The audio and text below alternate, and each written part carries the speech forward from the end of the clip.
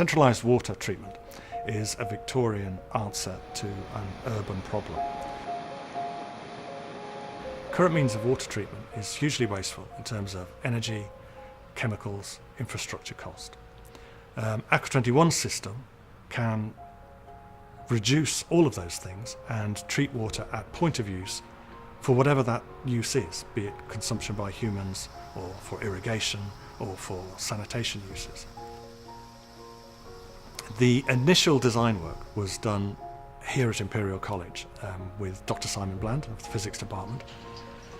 The technology comes in two parts. Firstly, the generation of ozone, which is a disinfectant, and secondly, the ability to measure that ozone when it's dissolved in water. Until now, it's only been available in very large quantities, which is expensive and is large, bulky equipment. And we've developed a means of generating ozone and dissolving it in water on a very small scale, so that we can do it at the scale, for instance, of your kitchen tap or a hose. Ambient water, which is of whatever condition, can be treated using our system, made safe locally, without infrastructure, without involvement of government, without capital cost. And if we can harness Aqua21 technology to deliver that, we can transform the entire multi-billion-pound water industry.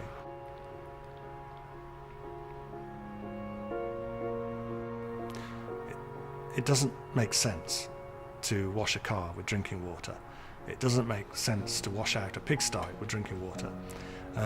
It doesn't make sense for a doctor to wash his hands with drinking water.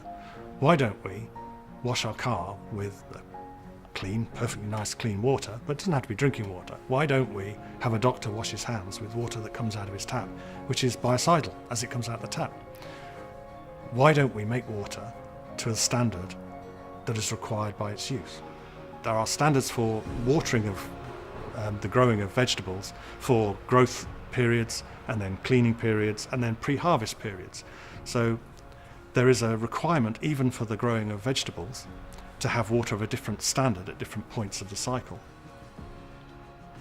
But before we harvest our lettuces and we pack them and send them to the supermarket for people to buy, it would be useful to be able to wash that lettuce while it's in the ground with irrigation water, which actively kills E. coli. And of course our residual ozone, because we've dosed our water with ozone to make it safe, and then there's some ozone left in the water, that residual is biocidal. And if we make that residual slightly higher, which we can do because we can measure our dissolved ozone, we can use our water not just as irrigation water, but as cleansing, disinfecting water to make vegetables clean before we even harvest. In Europe, in Africa and in Asia, there are huge numbers of people living without access of any kind to clean water, but also with routine daily access to unsafe water, which makes them ill, which limits their life chances, and particularly life chances of girls. Now that we've developed a system where we can bring the most effective disinfection process to point of use, to a single person's point of use and a family's point of use, at a very low cost, we start to spread the means of having a clean diet, a safe upbringing for children to wider parts of the world. So it's not just a European thing, it's not just a North American comfort to have clean, safe water. We can bring clean, safe water to everyone everywhere.